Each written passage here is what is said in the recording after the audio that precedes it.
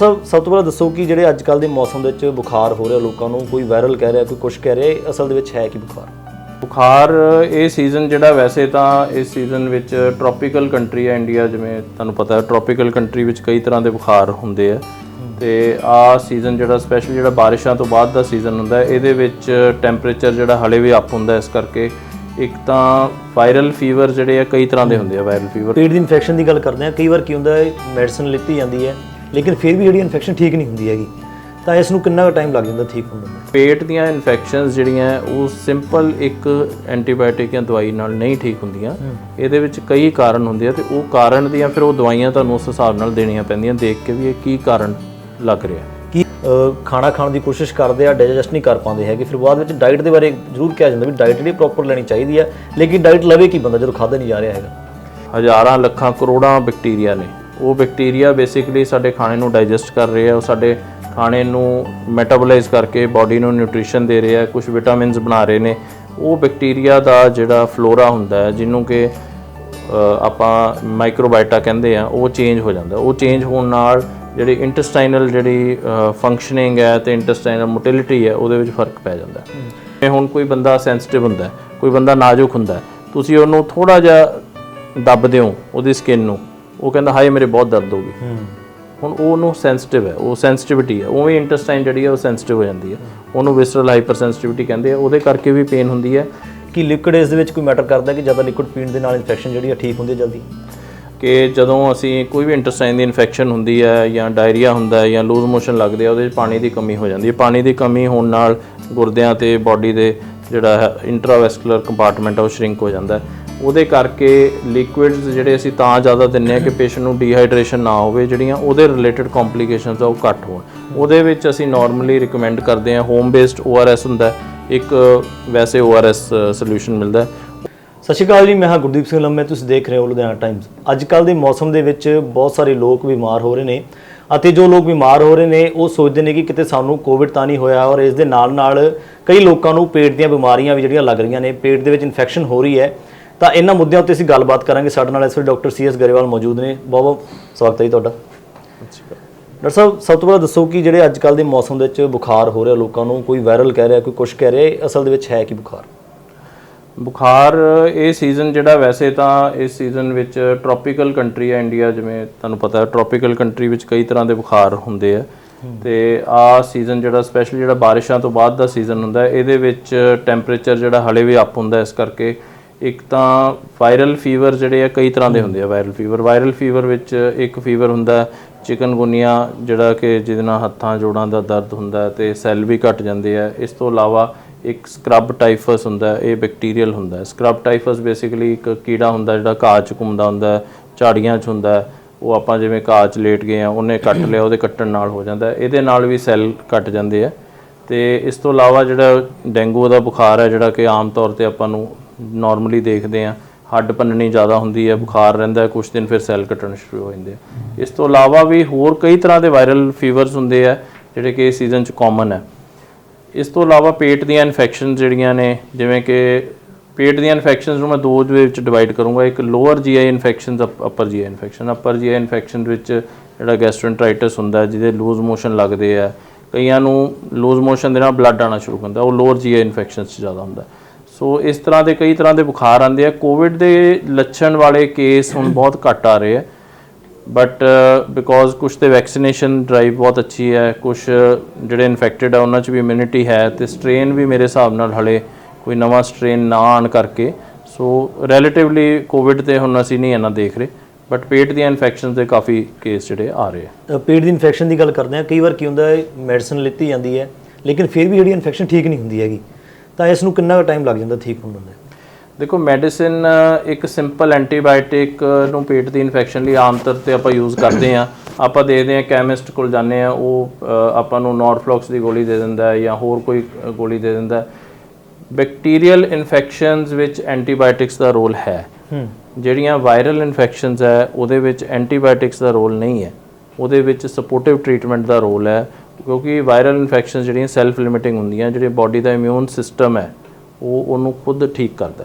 ਤੇ ਇਸ ਤੋਂ ਇਲਾਵਾ ਜਿਹੜੀਆਂ ਪੈਰਾਸਿਟਿਕ ਇਨਫੈਕਸ਼ਨਸ ਹੈ, ਪੈਰਾਸਿਟਿਕ ਇਨਫੈਕਸ਼ਨਸ ਤੋਂ ਮੇਰਾ ਭਾਵ ਹੈ ਕੀੜੇ ਮਕੌੜਿਆਂ ਨਾਲ ਹੋਣੀ ਇਨਫੈਕਸ਼ਨ, ਜਿਹੜੇ ਪੇਟ ਦੇ ਕੀੜੇ ਮਕੌੜੇ ਹੁੰਦੇ ਉਹਨਾਂ ਵਿੱਚ ਵੀ ਐਂਟੀਬਾਇਓਟਿਕ ਜਿਹੜਾ ਕੰਮ ਨਹੀਂ ਕਰਦਾ। ਇਸ ਤੋਂ ਇਲਾਵਾ ਜਿਹੜੀਆਂ ਪ੍ਰੋਟੋਜ਼ੋਲ ਇਨਫੈਕਸ਼ਨਸ ਹੁੰਦੀਆਂ, ਪ੍ਰੋਟੋਜ਼ੋਲ ਇਨਫੈਕਸ਼ਨ ਵਿੱਚ ਜਿਵੇਂ ਅਮੀਬਾ ਹੋ ਗਿਆ, ਜਿਹੜਾ ਕਿ ਆਮ ਆਪਾਂ ਕੋਈ ਚਟਨੀ ਖਾ ਲਈ ਬਾਹਰੋਂ, ਕੋਈ ਹੋਰ ਚੀਜ਼ਾਂ ਖਾ ਲਈਆਂ, ਕੋਈ ਸਲਾਦ ਖਾ ਲਿਆ ਜਿਹੜਾ ਸਾਫ਼ ਨਹੀਂ ਸੀਗਾ, ਉਹ ਵੀ ਨਾਰਮਲ ਐਂਟੀਬਾਇਓਟਿਕਸ ਨੇ, ਉਹਦੇ ਲਈ ਦਵਾਈਆਂ ਡਿਫਰੈਂਟ ਹੁੰਦੀਆਂ। ਸੋ ਪੇਟ ਦੀਆਂ ਇਨਫੈਕਸ਼ਨਸ ਜਿਹੜੀਆਂ ਉਹ ਸਿੰਪਲ ਇੱਕ ਐਂਟੀਬਾਇਓਟਿਕ ਜਾਂ ਦਵਾਈ ਨਾਲ ਨਹੀਂ ਠੀਕ ਹੁੰਦੀਆਂ। ਇਹਦੇ ਵਿੱਚ ਕਈ ਕਾਰਨ ਹੁੰਦੇ ਆ ਤੇ ਉਹ ਕਾਰਨ ਦੀਆਂ ਫਿਰ ਉਹ ਦਵਾਈਆਂ ਤੁਹਾਨੂੰ ਉਸ ਹਿਸਾਬ ਨਾਲ ਦੇਣੀਆਂ ਪੈਂਦੀਆਂ, ਦੇਖ ਕੇ ਵੀ ਇਹ ਕੀ ਕਾਰਨ ਲੱਗ ਰਿਹਾ। ਕੀ ਇਨਫੈਕਸ਼ਨ ਜਿਹੜੀਆਂ ਨੇ ਮੇਜਰ ਵੀ ਹੋ ਸਕਦੀਆਂ, ਜਿਵੇਂ ਟ੍ਰੀਟਮੈਂਟ ਜਿਹੜੇ ਟਾਈਮ ਤੇ ਨਹੀਂ ਦਿੱਤਾ ਜਾਂਦਾ ਜੀ? ਦੇਖੋ, ਕੋਈ ਵੀ ਬਿਮਾਰੀ ਸ਼ੁਰੂਆਤੀ ਸਟੇਜ ਤੇ ਪਕੜੀ ਜਾਵੇ ਉਹ ਠੀਕ ਹੋ ਜਾਂਦੀ ਹੈ। ਜਿਹੜੀ ਬਿਮਾਰੀ ਸ਼ੁਰੂਆਤੀ ਸਟੇਜ ਤੇ ਨਹੀਂ ਫੜੀ ਜਾਂਦੀ, ਜਾਂ ਆਪਾਂ ਉਹਨੂੰ 2 ਦਿਨ 4 ਦਿਨ 5 ਦਿਨ ਕਰ ਲੈਂਦੇ ਹਾਂ ਤਾਂ ਉਹ ਵੱਧ ਜਾਂਦੀ ਹੈ, ਆਂਤਰੀ ਸੋਜਿਸ਼ ਹੋ ਜਾਂਦੀ ਹੈ। ਆਂਤਰੀ ਸੋਜਿਸ਼ ਨਾਲ ਸਰੀਰ 'ਚ ਪਾਣੀ ਦੀ ਕਮੀ, ਕਿਡਨੀ ਤੇ ਇਫੈਕਟ ਤੇ ਲਿਵਰ 'ਚ ਵੀ ਸੋਜਿਸ਼ ਆ ਜਾਂਦੀ ਹੈ। ਲਿਵਰ ਦੀ ਸੋਜਿਸ਼ ਨਾਲ ਪੀਲੀਆ ਹੋ ਜਾਂਦਾ, ਉਹਦੇ ਨਾਲ ਭੁੱਖ ਘੱਟ ਲੱਗਣ ਲੱਗ ਜਾਂਦੀ ਹੈ, ਉਲਟੀਆਂ ਆ ਜਾਂਦੀਆਂ, ਕੰਪਲਿਕੇਸ਼ਨ ਹੋ ਜਾਂਦੀ ਹੈ। ਫਿਰ ਉਹ ਐਡਮਿਸ਼ਨ ਲਈ ਉਹ ਕੇਸ ਜਿਹੜਾ ਉਹ ਐਡਮਿਟ ਹੁੰਦਾ ਤੇ ਫਿਰ ਉਹਨੂੰ ਡ੍ਰਿਪ ਲੱਗਦੇ ਆ, ਇੰਜੈਕਸ਼ਨ ਲੱਗਦੇ ਆ, ਕਾਫੀ ਫਿਰ ਮੈਡੀਸਿਨਸ ਲੱਗਦੀਆਂ। ਅੱਛਾ, ਇਸ ਦੇ ਨਾਲ ਡਾਈਟ ਦੀ ਗੱਲ ਕਰ ਲੈਂਦੇ ਹਾਂ, ਕਿਉਂਕਿ ਬਹੁਤ ਸਾਰੇ ਲੋਕ ਜਿਹੜੇ ਬਿਮਾਰ ਹੁੰਦੇ ਨੇ ਖਾਣਾ ਖਾਣ ਦੀ ਕੋਸ਼ਿਸ਼ ਕਰਦੇ ਆ, ਡਾਈਜੈਸਟ ਨਹੀਂ ਕਰ ਪਾਉਂਦੇ ਹੈਗੇ। ਫਿਰ ਬਾਅਦ ਵਿੱਚ ਡਾਈਟ ਦੇ ਬਾਰੇ ਜ਼ਰੂਰ ਕਿਹਾ ਜਾਂਦਾ ਵੀ ਡਾਈਟ ਜਿਹੜੀ ਪ੍ਰੋਪਰ ਲੈਣੀ ਚਾਹੀਦੀ ਹੈ, ਲੇਕਿਨ ਡਾਈਟ ਲਵੇ ਕੀ ਬੰਦਾ ਜਦੋਂ ਖਾਧਾ ਨਹੀਂ ਜਾ ਰਿਹਾ ਹੈਗਾ? ਇਹ ਬੜਾ ਵਧੀਆ ਸਵਾਲ ਹੈ ਤੁਹਾਡਾ। ਸਪੈਸ਼ਲੀ ਅਸੀਂ ਦੇਖਦੇ ਹਾਂ ਜਿਹੜੇ ਪੇਟ ਦੀਆਂ ਇਨਫੈਕਸ਼ਨ ਨਾਲ ਕੇਸ ਆਉਂਦੇ ਹੈ, ਪੇਟ ਦੀ ਇਨਫੈਕਸ਼ਨ ਸਹੀ ਵੀ ਹੋ ਜਾਂਦੀ ਹੈ, ਉਸ ਤੋਂ ਬਾਅਦ ਵੀ ਉਹਨਾਂ ਨੂੰ ਪੇਟ ਦੀ ਪ੍ਰੋਬਲਮ ਰਹਿੰਦੀ ਹੈ, ਕਈਆਂ ਨੂੰ ਲੂਜ਼ ਮੋਸ਼ਨ, ਭੁੱਖ ਨਹੀਂ ਲੱਗਦੀ। ਇਹ ਜਿਹੜੇ ਪੋਸਟ ਵਾਇਰਲ ਇਫੈਕਟਸ ਜਾਂ ਪੋਸਟ ਇਨਫੈਕਸ਼ੀਅਸ IBS ਜਿਹਨੂੰ ਕਹਿੰਦੇ ਆ, ਜਿਹਦੇ ਨਾਲ ਇਨਫੈਕਸ਼ਨ ਤੋਂ ਬਾਅਦ ਗੱਟ ਦਾ ਜਿਹੜਾ ਇੰਟੈਸਟਾਈਨ ਦਾ ਜਿਹੜਾ ਅੰਦਰਲਾ ਬੈਕਟੀਰੀਆ, ਸਾਡੇ ਅੰਦਰ ਪੇਟ ਦੇ ਅੰਦਰ ਇੰਟੈਸਟਾਈਨ ਵਿੱਚ ਹਜ਼ਾਰਾਂ ਲੱਖਾਂ ਕਰੋੜਾਂ ਬੈਕਟੀਰੀਆ ਨੇ। ਉਹ ਬੈਕਟੀਰੀਆ ਬੇਸਿਕਲੀ ਸਾਡੇ ਖਾਣੇ ਨੂੰ ਡਾਈਜੈਸਟ ਕਰ ਰਹੇ ਆ, ਉਹ ਸਾਡੇ ਖਾਣੇ ਨੂੰ ਮੈਟਾਬੋਲਾਈਜ਼ ਕਰਕੇ ਬਾਡੀ ਨੂੰ ਨਿਊਟ੍ਰੀਸ਼ਨ ਦੇ ਰਹੇ ਆ, ਕੁਝ ਵਿਟਾਮਿਨਸ ਬਣਾ ਰਹੇ ਨੇ। ਉਹ ਬੈਕਟੀਰੀਆ ਦਾ ਜਿਹੜਾ ਫਲੋਰਾ ਹੁੰਦਾ ਹੈ, ਜਿਹਨੂੰ ਕਿ ਆਪਾਂ ਮਾਈਕਰੋਬਾਇਟਾ ਕਹਿੰਦੇ ਆ, ਉਹ ਚੇਂਜ ਹੋ ਜਾਂਦਾ। ਉਹ ਚੇਂਜ ਹੋਣ ਨਾਲ ਜਿਹੜੀ ਇੰਟੈਸਟਾਈਨਲ ਜਿਹੜੀ ਫੰਕਸ਼ਨਿੰਗ ਹੈ ਤੇ ਇੰਟੈਸਟਾਈਨਲ ਮੋਟਿਲਿਟੀ ਹੈ, ਉਹਦੇ ਵਿੱਚ ਫਰਕ ਪੈ ਜਾਂਦਾ। ਕਈਆਂ ਦਾ ਇਹ ਵੀ ਕਹਿਣਾ ਹੈ ਕਿ ਇਨਫੈਕਸ਼ਨ ਸਾਡੇ ਹੋਈ ਹੈ ਤਾਂ ਪੇਟ ਦੇ ਵਿੱਚ ਦਰਦ ਰਹਿੰਦਾ ਆ, ਮੈਡੀਸਨ ਲੈਂਦੇ ਨੇ, ਮੈਡੀਸਨ ਲੈਣ ਤੋਂ ਬਾਅਦ ਠੀਕ ਹੁੰਦਾ ਆ, ਲੇਕਿਨ ਮੈਡੀਸਨ ਦੇ ਵਿੱਚ ਮਾੜਾ ਮੋਟਾ ਵੀ ਗੈਪ ਪੈਂਦਾ ਤਾਂ ਜਦੀ ਪੇਨ ਜਿਹੜਾ ਹੋਣਾ ਸ਼ੁਰੂ ਹੋ ਜਾਂਦਾ, ਉਹ ਕਿਉਂ ਹੁੰਦਾ ਹੈ? ਪੇਟ ਦਰਦ ਦੇ ਕਈ ਕਾਰਨ ਹੈ। ਪੇਟ ਦਰਦ ਦਾ ਇੱਕ ਕਾਰਨ ਹੁੰਦਾ ਸੋਜਿਸ਼, ਇੱਕ ਕਾਰਨ ਹੁੰਦਾ ਬੈਕਟੀਰੀਆ ਚੇਂਜ ਹੋਣ ਨਾਲ ਵਿਸਰਲ ਹਾਈਪਰਸੈਂਸਿਟੀਵਿਟੀ ਕਹਿੰਦੇ ਆ। ਵਿਸਰਲ ਹਾਈਪਰਸੈਂਸਿਟੀਵਿਟੀ ਮਤਲਬ ਸਾਡੇ ਅੰਦਰ ਕੁਝ ਇਸ ਤਰ੍ਹਾਂ ਦੇ ਬੈਕਟੀਰੀਆ ਚੇਂਜਸ ਜਾਂ ਕੁਝ ਆ ਜਾਂਦੇ ਆ ਜਿਹਦੇ ਨਾਲ ਜਿਹੜੇ ਸਾਡੇ ਰਿਸੈਪਟਰਸ ਹੈ, ਜਿਹੜੇ ਪੇਨ ਦੇ ਰਿਸੈਪਟਰਸ ਹੁੰਦੇ ਆ ਇੰਟੈਸਟਾਈਨ ਦੇ, ਉਹ ਐਕਟੀਵੇਟ ਹੋ ਜਾਂਦੇ ਆ, ਬੰਦੇ ਨੂੰ ਦਰਦ ਮਹਿਸੂਸ ਹੁੰਦਾ। ਆਪਾਂ ਟੈਸਟ ਕਰਾਵਾਂਗੇ, ਟੈਸਟ ਦੇਖਾਂਗੇ ਸਾਰੇ ਨਾਰਮਲ ਹੈ, TLC ਦੇਖਾਂਗੇ ਨਾਰਮਲ ਹੈ, ਪਲੇਟਲੇਟ ਦੇਖਾਂਗੇ ਨਾਰਮਲ ਹੈ, CRP ਇਨਵੈਸਟੀਗੇਸ਼ਨ ਕਰਾਵਾਂਗੇ, ਕਦੇ ਕਦੇ ਉਹ ਵੀ ਨਾਰਮਲ ਆਉਂਦੀ ਹੈ। ਸੋ ਉਹਨਾਂ ਨੂੰ ਅਸੀਂ ਫੰਕਸ਼ਨਲ GI ਡਿਸਆਰਡਰ 'ਚ ਕਲਾਸੀਫਾਈ ਕਰਦੇ ਹਾਂ। ਬਟ ਉਹ ਪੇਨ ਜਿਹੜੀ ਹੈ ਉਹ ਜ਼ਰੂਰੀ ਨਹੀਂ ਵੀ ਉਹ ਸੋਜਿਸ਼ ਕਰਕੇ ਪੇਨ ਹੈ, ਉਹ ਵਿਸਰਲ ਹਾਈਪਰਸੈਂਸਿਟੀਵਿਟੀ ਕਰਕੇ ਪੇਨ ਹੈ। ਜਿਵੇਂ ਹੁਣ ਕੋਈ ਬੰਦਾ ਸੈਂਸਿਟਿਵ ਹੁੰਦਾ, ਕੋਈ ਬੰਦਾ ਨਾਜ਼ੁਕ ਹੁੰਦਾ, ਤੁਸੀਂ ਉਹਨੂੰ ਥੋੜਾ ਜਿਹਾ ਦੱਬ ਦਿਓ ਉਹਦੀ ਸਕਿਨ ਨੂੰ, ਉਹ ਕਹਿੰਦਾ ਹਾਏ ਮੇਰੇ ਬਹੁਤ ਦਰਦ ਹੋ ਗਈ। ਹੁਣ ਉਹਨੂੰ ਸੈਂਸਿਟਿਵ ਹੈ, ਉਹ ਸੈਂਸਿਟਿਵਿਟੀ ਹੈ। ਉਵੇਂ ਇੰਟੈਸਟਾਈਨ ਜਿਹੜੀ ਹੈ ਉਹ ਸੈਂਸਿਟਿਵ ਹੋ ਜਾਂਦੀ ਹੈ, ਉਹਨੂੰ ਵਿਸਰਲ ਹਾਈਪਰਸੈਂਸਿਟੀਵਿਟੀ ਕਹਿੰਦੇ ਆ। ਉਹਦੇ ਕਰਕੇ ਵੀ ਪੇਨ ਹੁੰਦੀ ਹੈ। ਮੋਟਿਲਿਟੀ ਕਰਕੇ ਜਿਹੜੀ ਇੰਟੈਸਟਾਈਨ ਦੀ ਮੂਵਮੈਂਟ ਹੈ, ਜਿਹੜੇ ਇੰਟੈਸਟਾਈਨ ਦਾ ਮਸਲ ਹੈ, ਜਦੋਂ ਇੰਟੈਸਟਾਈਨ ਨੇ ਮੂਵਮੈਂਟ ਕਰਦੀ ਹੈ ਉਹਨਾਂ ਵੱਟ ਪੈਂਦਾ, ਉਹ ਵੱਟ ਵਾਲੀ ਉਹ ਵੀ ਪੇਨ ਹੁੰਦੀ ਹੈ। ਜੀ ਇੱਕ ਗੱਲ ਕਰਦੇ ਹਾਂ ਕਿ ਜਿਹੜੀ ਹੋਮਿਓਪੈਥੀ ਮੈਡੀਸਨ ਹੁੰਦੀ ਹੈ, ਐਲੋਪੈਥੀ ਮੈਡੀਸਨ ਹੁੰਦੀ ਆ, ਜਾਂ ਦੇਸੀ ਦਵਾਈਆਂ ਹੋਵੇ, ਹਰ ਇੱਕ ਦੇ ਵਿੱਚ ਇਹ ਕਿਹਾ ਜਾਂਦਾ, ਕਹਿੰਦੇ ਵੀ ਲਿਕੁਇਡ ਜਿਹੜਾ ਜਿੰਨਾ ਪੀ ਹੁੰਦਾ ਉਹਨਾਂ ਪੀਓ। ਕਿ ਲਿਕੁਇਡ ਇਸ ਦੇ ਵਿੱਚ ਕੋਈ ਮੈਟਰ ਕਰਦਾ ਕਿ ਜ਼ਿਆਦਾ ਲਿਕੁਇਡ ਪੀਣ ਦੇ ਨਾਲ ਇਨਫੈਕਸ਼ਨ ਜਿਹੜੀ ਆ ਠੀਕ ਹੁੰਦੀ ਹੈ ਜਲਦੀ? ਲਿਕੁਇਡ ਜਿਹੜਾ ਹੈਗਾ ਇਹ ਸਪੋਰਟਿਵ ਟਰੀਟਮੈਂਟ ਹੈ। ਸਪੋਰਟਿਵ ਟਰੀਟਮੈਂਟ ਦਾ ਮਤਲਬ ਕਿ ਜਦੋਂ ਅਸੀਂ ਕੋਈ ਵੀ ਇੰਟੈਸਟਾਈਨ ਦੀ ਇਨਫੈਕਸ਼ਨ ਹੁੰਦੀ ਹੈ ਜਾਂ ਡਾਇਰੀਆ ਹੁੰਦਾ ਹੈ ਜਾਂ ਲੂਜ਼ ਮੋਸ਼ਨ ਲੱਗਦੇ ਆ, ਉਹਦੇ 'ਚ ਪਾਣੀ ਦੀ ਕਮੀ ਹੋ ਜਾਂਦੀ ਹੈ। ਪਾਣੀ ਦੀ ਕਮੀ ਹੋਣ ਨਾਲ ਗੁਰਦਿਆਂ ਤੇ ਬਾਡੀ ਦੇ ਜਿਹੜਾ ਹੈ ਇੰਟਰਾਵੈਸਕੂਲਰ ਕੰਪਾਰਟਮੈਂਟ ਉਹ ਸ਼ਰਿੰਕ ਹੋ ਜਾਂਦਾ। ਉਹਦੇ ਕਰਕੇ ਲਿਕੁਇਡਸ ਜਿਹੜੇ ਅਸੀਂ ਤਾਂ ਜ਼ਿਆਦਾ ਦਿੰਦੇ ਹਾਂ ਕਿ ਪੇਸ਼ੈਂਟ ਨੂੰ ਡੀਹਾਈਡਰੇਸ਼ਨ ਨਾ ਹੋਵੇ, ਜਿਹੜੀਆਂ ਉਹਦੇ ਰਿਲੇਟਡ ਕੰਪਲਿਕੇਸ਼ਨਸ ਆ ਉਹ ਘੱਟ ਹੋਣ। ਉਹਦੇ ਵਿੱਚ ਅਸੀਂ ਨਾਰਮਲੀ ਰਿਕਮੈਂਡ ਕਰਦੇ ਹਾਂ ਹੋਮ ਬੇਸਡ ORS ਹੁੰਦਾ, ਇੱਕ ਵੈਸੇ ORS ਸੋਲਿਊਸ਼ਨ ਮਿਲਦਾ। ORS ਜਿਹੜਾ ਹੁੰਦਾ ਬੇਸਿਕਲੀ ਇਹਦੇ ਵਿੱਚ ਸਾਲਟਸ ਹੁੰਦੇ ਆ, ਸ਼ੂਗਰ ਹੁੰਦੀ ਹੈ, ਤੇ ਇਹਦੇ ਵਿੱਚ ਜਿਹੜੇ ਨਮਕ ਦੀਆਂ ਕਿਸਮਾਂ ਹੁੰਦੀਆਂ ਜਿਹਦੇ ਨਾਲ ਬਾਡੀ ਦੇ ਜਿਹੜੇ ਸਾਲਟਸ ਉਹ ਕੰਪਲੀਟ ਰਹਿੰਦੇ ਆ। ਅਖੀਰਲਾ ਸਵਾਲ ਹੈ ਮੇਰਾ, ਇਸ ਬੁਖਾਰ ਤੋਂ ਤੇ ਇਨਫੈਕਸ਼ਨ ਤੋਂ ਜਿਹੜਾ ਕਿੱਦਾਂ ਬਚਿਆ ਜਾ ਸਕਦਾ ਹੈ? ਦੇਖੋ, ਬਚਣ ਦੇ ਤਰੀਕੇ ਇਹ ਹੈ ਕਿ ਥੋੜਾ ਜਿਹਾ ਪ੍ਰੀਕਾਸ਼ਨ ਦੇ ਵਿੱਚ ਇਹ ਹੈ ਕਿ ਜਿਵੇਂ ਤੁਹਾਨੂੰ ਪਤਾ ਡੇਂਗੂ ਦਾ ਸੀਜ਼ਨ ਹੈ ਜਾਂ ਕੁਛ ਹੈ, ਤਾਂ ਆਪਾਂ ਨੂੰ ਇੱਕ ਤਾਂ ਆਪਣੇ ਆਲੇ ਦੁਆਲੇ ਪਾਣੀ ਦਾ ਧਿਆਨ ਰੱਖਣਾ ਚਾਹੀਦਾ ਹੈ। ਦੂਸਰਾ, ਕੋਸ਼ਿਸ਼ ਕਰਨੀ ਚਾਹੀਦੀ ਹੈ ਕੱਪੜੇ ਜਿਹੜੇ ਆ ਫੁੱਲ ਸਲੀਵਸ ਪਾਈਏ। ਤੀਸਰਾ, ਕੋਸ਼ਿਸ਼ ਕਰਨੀ ਚਾਹੀਦੀ ਹੈ ਕਿ ਖਾਣਾ ਜਿਹੜਾ ਹਾਈਜੀਨਿਕ ਹੋਵੇ। ਹਾਈਜੀਨਿਕ ਖਾਣੇ ਨੂੰ ਡਿਫਰੈਂਸ਼ੀਏਟ ਕਰਨ ਲਈ ਇਹ ਹੈ ਵੀ ਜਿੱਥੇ ਬਣ ਰਿਹਾ ਉਹ ਜਗ੍ਹਾ ਸਾਫ਼ ਹੋਵੇ, ਖਾਣਾ ਜਿਹੜਾ ਪ੍ਰੋਪਰਲੀ ਕੁਕਡ ਹੋਵੇ, ਤਾਂ ਕਿ ਕਿਉਂਕਿ ਪ੍ਰੀਵੈਂਟਿਵ ਮੈਜਰ ਹੀ ਅੱਜ ਕੱਲ੍ਹ ਹੈਲਥ ਵਿੱਚ ਸਭ ਤੋਂ ਵੱਡੀ ਚੀਜ਼ ਹੈ। ਪ੍ਰੀਵੈਂਟਿਵ ਮੈਜਰਸ ਨੂੰ ਜਿੰਨਾ ਅਸੀਂ ਇੰਪਰੂਵ ਕਰ ਲਾਂਗੇ ਉਨੀ ਸਾਡੀ ਸੁਸਾਇਟੀ, ਪੇਸ਼ੈਂਟ ਜਿਹੜੇ ਆ ਉਹ ਤੇ ਲੋਕ ਹੈ ਹੈਲਦੀ ਹੋਣਗੇ। ਜੇ ਮੇਰਾ ਇੱਕ ਸਵਾਲ ਚਿੱਤੇ ਹੈਗਾ, ਅਖੀਰਲਾ ਸਵਾਲ ਹੈ ਮੇਰਾ, ਕੀ ਤੁਸੀਂ ਫੋਰਨ ਕੰਟਰੀਜ਼ ਦੇ ਵਿੱਚ ਵੀ ਜਾ ਕੇ ਆਉਂਦੇ ਹੋ? ਇੰਡੀਆ ਦੇ ਵਿੱਚ ਤੇ ਫੋਰਨ ਕੰਟਰੀਜ਼ ਦੇ ਵਿੱਚ ਜਿਹੜੇ ਇਨਫੈਕਸ਼ਨਸ ਜਿਹੜੀਆਂ ਨੇ ਉਹ ਕਿੱਦਾਂ ਦੇਖਣ ਨੂੰ ਮਿਲਦੇ ਕਿ ਸਾਡੇ ਇੰਡੀਆ ਵਿੱਚ ਜ਼ਿਆਦਾ ਇਨਫੈਕਸ਼ਨਸ ਹੁੰਦੀਆਂ ਨੇ ਜਾਂ ਬਾਹਰਲੇ ਕੰਟਰੀਜ਼ ਦੇ ਵਿੱਚ ਜ਼ਿਆਦਾ ਪੇਸ਼ੈਂਟ ਜਿਹੜੇ ਦੇਖਣ ਨੂੰ ਮਿਲਦੇ ਨੇ ਤੁਹਾਨੂੰ?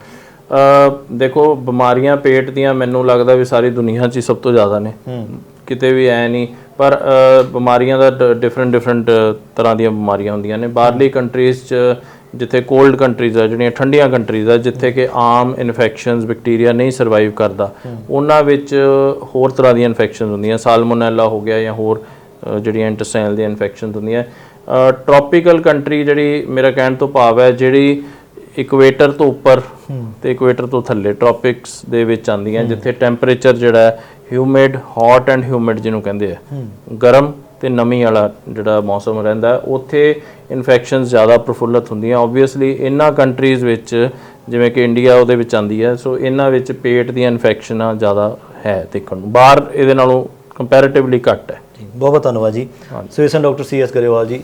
ਸੋ ਦੇਰੀ ਅਪਡੇਟ ਸੀ ਜੁੜੋ ਦਾ ਟਾਈਮਸ ਨਾਲ। ਕੈਮਰਾਮੈਨ ਤੋਂ ਮਥਾੜੂ ਦੇ ਨਾਲ ਕੁਲਦੀਪ ਸਿੰਘ ਲੰਮੇ ਲੁਧਿਆਣਾ।